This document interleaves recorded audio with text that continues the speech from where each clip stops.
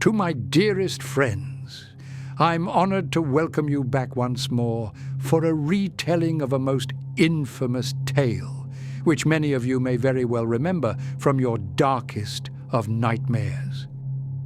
But to those who remain blissfully ignorant on this Hallows Eve, it is to be a story most dour, following through with the horrific changes which may occur if one speaks out an insult to the cultists of Mars when trapped upon one of their forge worlds. None should ever be tempted to assert their own dominance over those who have mastered the foul arts of cybermancy, nor of those who know of the forbidden secrets needed to forever change your very being. But with that said, my dearest friends, let us tarry no longer, as it is certainly now the most appropriate time for us to begin, and to experience this remastered telling of the dark transformation of a servitor. Maximilian painfully awoke within a room cloaked in darkness. Blinking through the pane, he stared out, but was met with no sight other than the umbral black. He tried to move, yet with a sudden jolt of unexpected pain, he found that his limbs were pinned and bound to what felt like an X-shaped cross. He couldn't see himself, not even of his distant fingers, though in truth he would have been horrified if he could see the feeble state to which he had been left.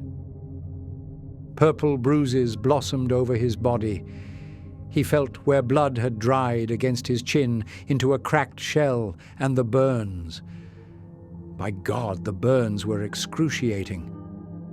He felt groggy. His mouth tasted of rust and copper, but there was something unusual about the sensations in his mouth. He opened, dehydrated lips cracking, and tried to scream out, but the only sound to greet him was of a wet gurgling, just loud enough to cover the clicking twitch of his jaw, which groaned in the way that only a shattered bone really could. But it didn't even matter. He couldn't have spoken like this, for he had bitten through his own tongue. He was upright, and after a few shakes, realized he was naked. The restraints bit deeply into his wrists and ankles. His neck was locked in a brace, keeping him almost entirely motionless, forced to stare into the unchanging darkness of the chamber. The air smelled of antiseptic and hot lubricant. Maximilian tried to calm himself.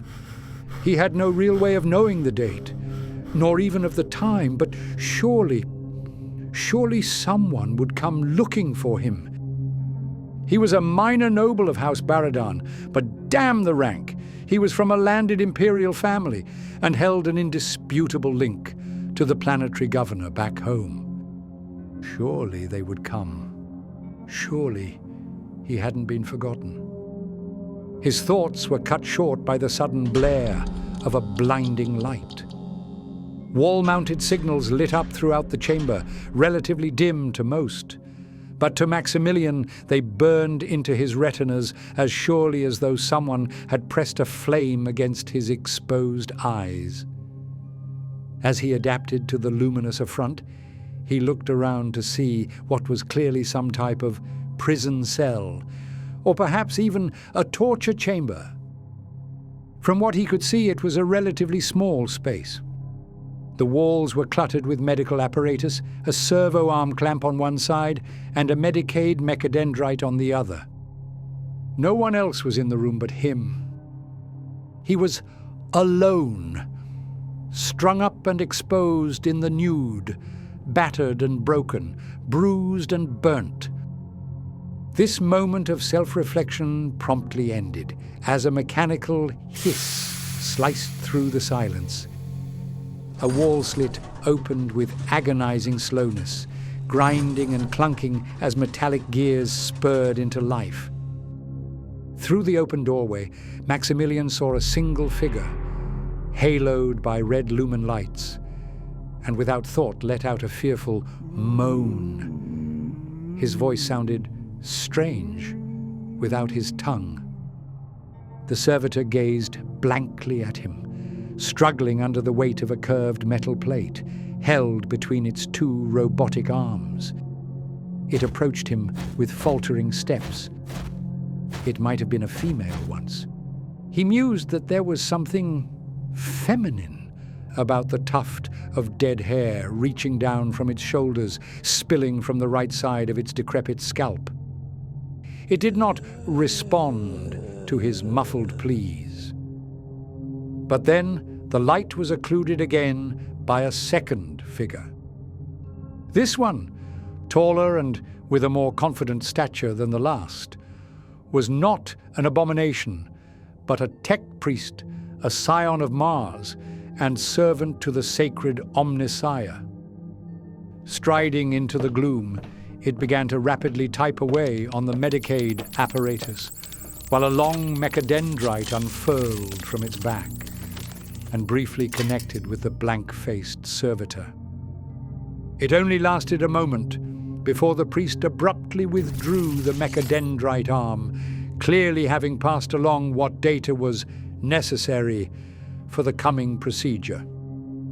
Without hesitation nor warning, the servitor slammed the metal plate into Maximilian's chest with a brutal and crushing force.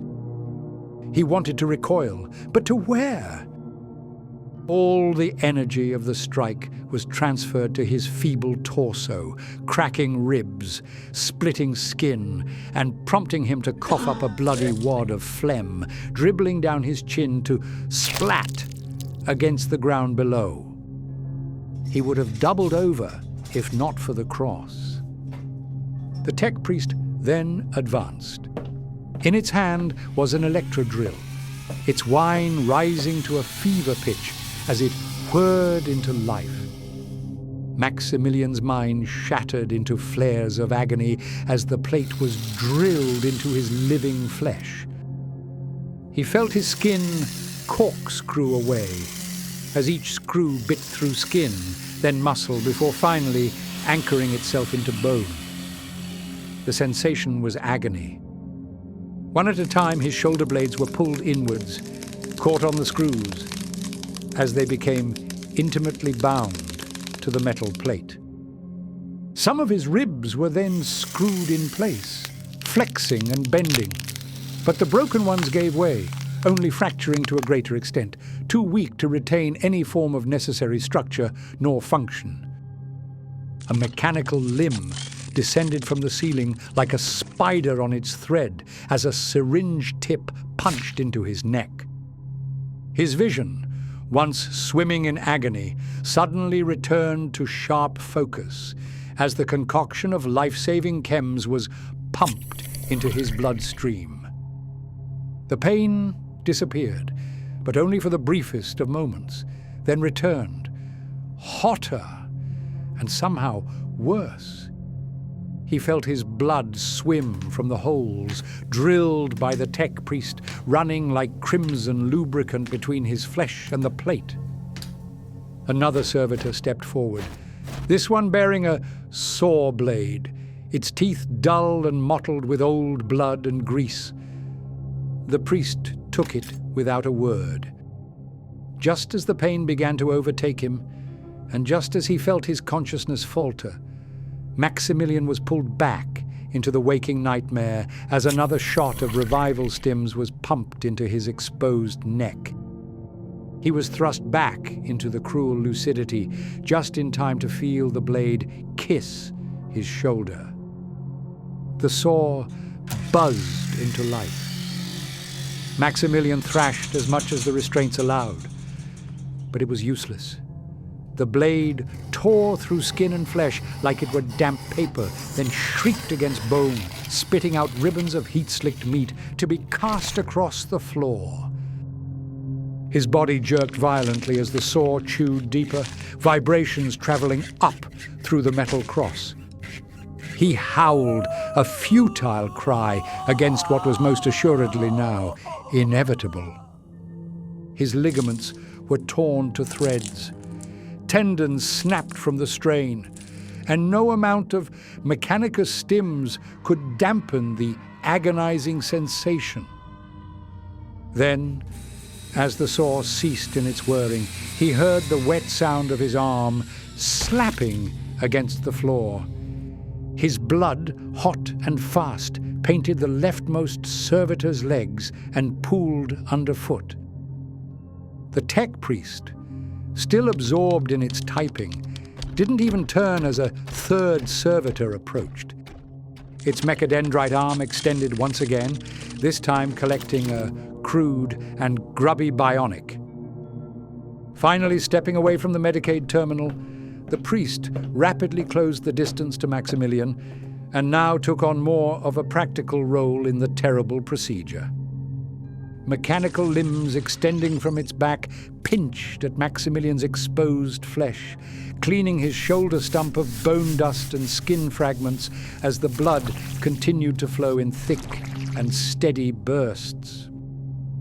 Then, with a pair of glimmering forceps, the priest reached in and plucked out his nerves. Strand by strand, the minuscule threads were pulled forth with the same care as a musician, preparing the strings of his new instrument. The pain was so sharp that it eclipsed all coherent thought. It was like a place, like he was chained to a single rock jutting forth from a rising ocean, so close to consuming his entire being. But with another stim shot, he was dragged back from the depths of pain for another rare moment of lucid half-consciousness. He was just in time to watch the soldering. The priest held a glowing iron in one hand and twisting cables in the other. It took up the bionic augment, now clear to see as a crude industrial arm, and began chanting to the Omnissiah. It unspooled the internal wiring from the hefty prosthetic, and then with delicate metal hands wove the wires around the nerve fibers and fused them together. The stench of burning flesh mixed with the ozone and engine oil briefly reminded Maximilian of a scene from his youth, when he saw a group of tired guardsmen roasting up a slab of unidentifiable meat over the exposed engine block of their chimera transport. He screamed. He shrieked out, but his voice had gone hoarse, shredded into a raspy croak, barely audible over the crackle of cybernetic fusion. Once the priest had fed the wires back into the bionic arm, he positioned it again against the shoulder stump and reached for the electro drill. After what felt like an eternity, it let out its final hiss and whirred down. The metal arm was now affixed to his shoulder, partially mounted to the metal plate on his chest for support. It sagged under its own weight, dragging his body downwards. And then it all proceeded again. The other arm had to go. The other arm had to be replaced.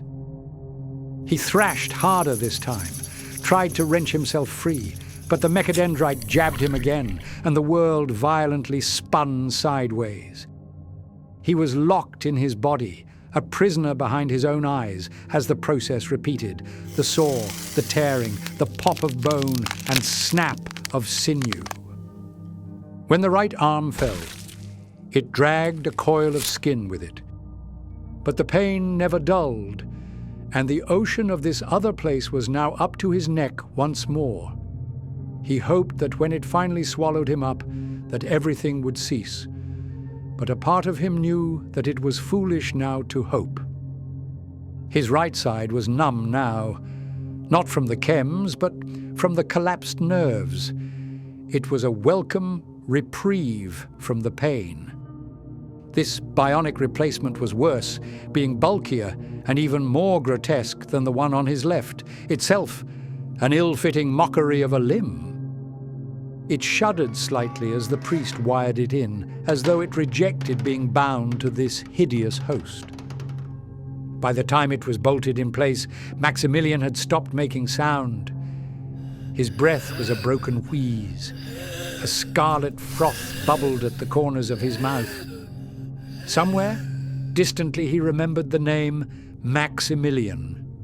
It felt like a story someone else had told him long ago. But then, the room dimmed. No, not the lights. His vision.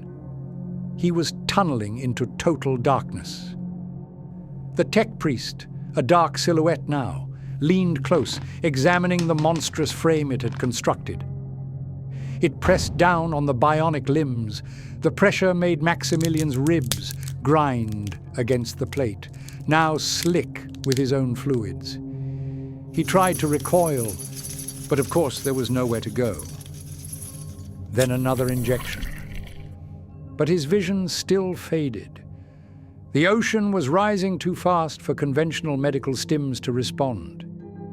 Thus, with a bark of binary, the priest activated the chamber's capacitor banks, and Maximilian was shocked with aluminum charge, the current coursing through his shattered body.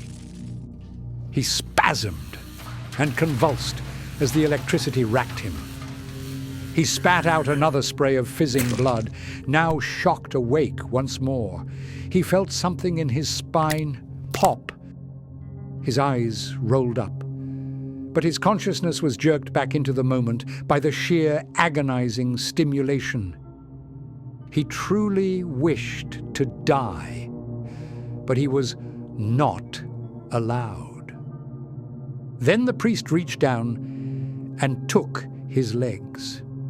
A new pair of servitors were gestured in, trudging forth in cold unison, carrying lumbering replacements. These hadn't been constructed for him. They weren't even fully crafted of metal. They were the old, broken crutches that had been harvested from the corpse of some fallen servitor, languishing in rusted ruin, yet just functional enough to be repurposed on this new mechanical slave. Patches of oxidation chewed through the pistons and hinges, while the remaining dregs of flesh turned black as the necrosis began to set in. Still, they would work, and would definitely outlast Maximilian's pathetic life. His breath caught in his throat. He wanted to cry, to plead, but he had no voice left. He could find no words, just the rattle of breath between broken ribs. The saw whined again.